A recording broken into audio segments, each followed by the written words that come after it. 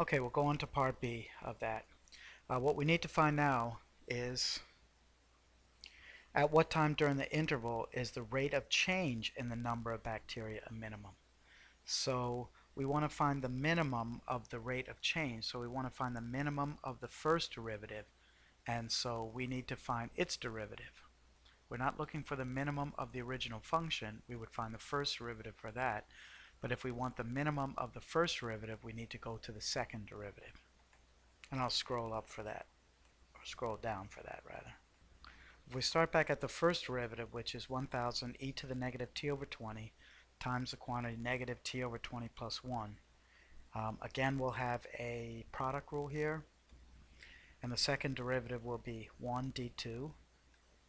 That's 1 d2 is just going to be negative 1 over 20 plus 2 d1, which is going to be 1000 e to the negative t over 20 times the derivative of negative t over 20, which is negative 1 over 20. And again, we're looking for all of the common factors. We have 1000 e to the negative t over 20, and we have negative 1 over 20. So factoring out the 1000, then a negative 1 over 20, I'm going to get negative 50 e to the negative t over 20, and that's times 1 plus negative t over 20 plus 1. And that second one is going to simplify to just be 2 minus t over 20. And that has a 0 when 2 is equal to t over 20 only. Since the exponential is never 0, that happens when t is 40, or t equals 40 seconds. Alright, so at this point we could do a number of different things. We still have a closed interval here, so the question is, do I need to test the rates of change at the intervals, at the endpoints as well? So if we were going to test the minimum rate of change of bacteria, I would have to go back to the first derivative, because I'm looking for the minimum value for the rate of change. And since it's on a closed interval, and this is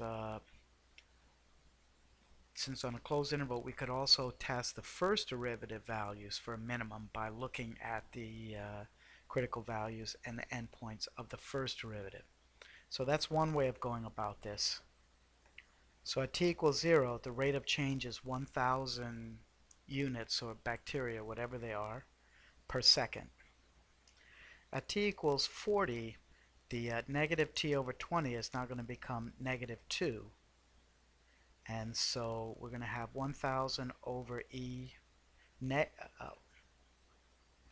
going to have 1000 over e to the second, but the second term will be negative, because that will be negative 40 over 20, which is negative 2 plus 1, which is negative 1.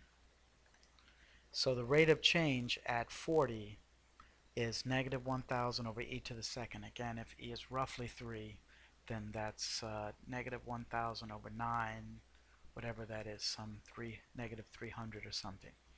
Alright, the final one is evaluating at 100. And for the first factor, we're going to get 1000 over e to the fifth. But the second term is going to be negative 5 plus 1 is negative 4. And once again, since that e to the fifth is much larger than e to the second, the value at y prime is going to be a max will have an absolute value that is smaller, but since it's negative, will be actually a larger value than y prime of 40. Now that's the way that the minimum value is at 40. That's the way the College Board sets it up. I would say it would be just as simple to make a sign chart here with 0, 40, and 100.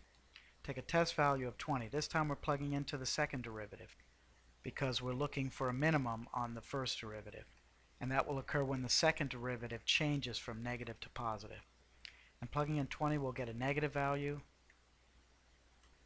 Plugging in 60, we'll get a positive.